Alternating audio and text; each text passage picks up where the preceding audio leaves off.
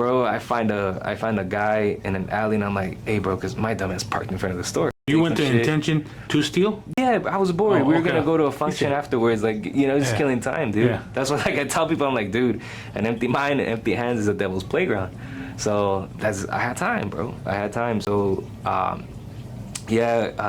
we take off like that. I literally find a guy on an alley, and I told him, bro, I need a bottle of food. And he was like, and he looked like he running from something. I'm like, cause I am, dog. And then I told him, look, whoop-de-woo, this is what happened.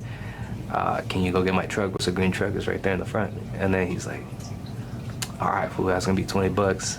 And I had 25, but I had like maybe like $40 in the truck. And I gave him the 20. He went, he brought it back, but he also took the money in the truck. And then I go to her, and they had her, bro. Right, the security guard caught her. Yeah. And I was more pissed that she got caught, dude, than you know. She didn't steal. No, she didn't steal. Oh. But they were using her as ransom. So, but they caught her at a bus stop.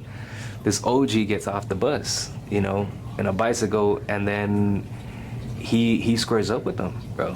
With the security. Yeah, and then they let her go, and then he's like, yeah, just follow me, homie. And then like I call her, and I'm like, where y'all at? And then she's like, oh, I'm over here. So bam, bro, I whip her on the truck, and then I go, and I'm like, hey, fool, like, thanks, dog. Like, let me go to the bank. Let me empty out my bank.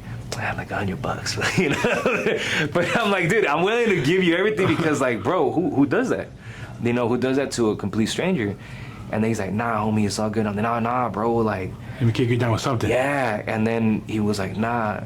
And this was a pivotal moment in my life. He tells me, look, homie, when I was your age, I was doing way worse shit than this, but I wish that somebody would have done this for me. Looked out for me. So make sure that you were able to do this for someone else. To this day, I take that to heart, bro. Now, it was a negative situation. Of course.